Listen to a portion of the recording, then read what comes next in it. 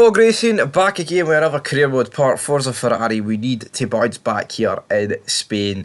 And well, I say bounce back, when we did get a podium in Miami, it was alright, but here we are in qualifying. And I feel like the Spain track, it's a weird one. I feel like 1 minute you're good at it and then the next minute you're not. And I think once they take out the chicane, which of course they're going to do in 2023, well, they've already done it, I feel like this will be a really much better track to drive. But as it is right now, I think the chicane just takes an awful lot out the circuit.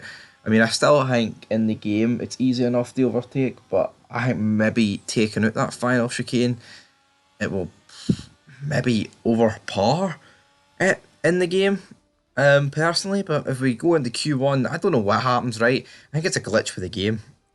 So you'll set a lap, right? And I set the lap. I'm P2 and P3. I simmed at the end of the session. I'm 17th. And we could talk about track evolution, but with like Carlos Sainz up in third, don't really understand why that's even happening. But you know what?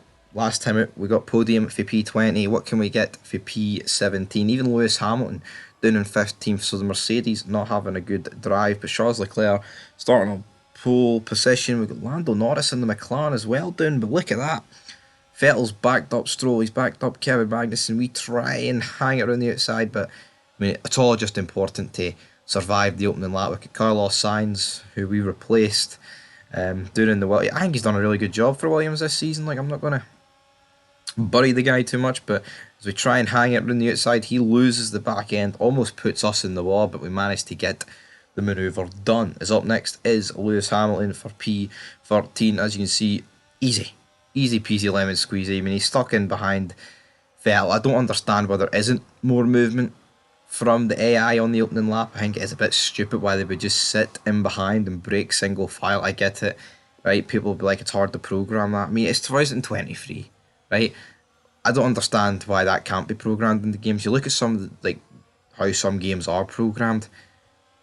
It's almost like the graphics have got better in F1 games, but the AI haven't. Like, of course, yes, there's better elements of their defending and all that stuff, but you'd expect a wee bit more. But we're in the slipstream of Lando Norris. The McLaren just seems very slow in a straight line. It's probably because, you know, that's where we were last year and they didn't really have much pace, but we get the job done. On Norris up next, Guan Yu Zhou puts up a bit of defence, but we're on the super softs for the red marked tyre, so it's easy enough. In the DRS at Gasly, another manoeuvre done. Up next is Esteban Ocon. Again, through the final corner, Charles Leclerc sets the fastest lap of the race, and then we blow out the water with a 21.4, so we're 5 times quicker. We overtake Ocon. We've got Bottas up next for us on the same lap, and as you can see, we're basically overtaking like a car a lap, which is brilliant. And we're up to P7. We've got Ricciardo and Perez, but it's at this point you've got the cars that are just faster than you, and plus the super softs, they're not going to last forever. As we overtake Ricciardo through the chicane, we've got Sergio Perez on the hard tyre, and look at this, man, right around the outside.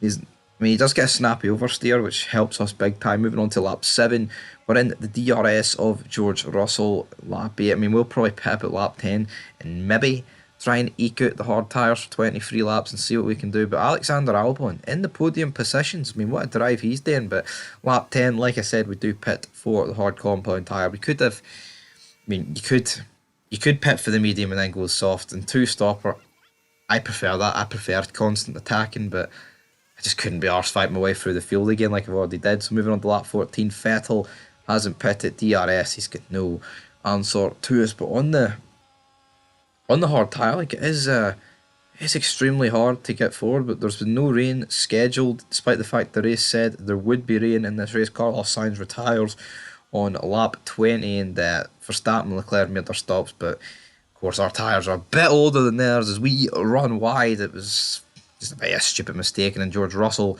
is right behind us. But as you can see, run wide, and any chance of potentially challenging the top two is out the window when you make a mistake like that. But moving on to lap 30, as you can see, the clouds have got darker, the rain is on the way. Moving on to lap 32 though, we've got Leclerc and Verstappen who've pulled a massive gap on us, but our tyres at this point are dead. The only thing keeping us alive is our launch out the final chicane, which Perez overtakes us on the last lap, but we've got the inside line and we managed to defend it, even though he's on the quicker mediums. We've got Albon in P5 trying to do a good job, but it is P2 for Ferrari here and P3. So not the worst race considering we started 17th, but be interesting to see what we could do if we started at the front. Maybe we'd probably win easy, even though they had like a much faster lap than us, but then we wouldn't have to try such an alternative strategy. But we still leave the Drivers' Championship. Leclerc closes in on us, so does Verstappen, but not massively, guys, as that is the end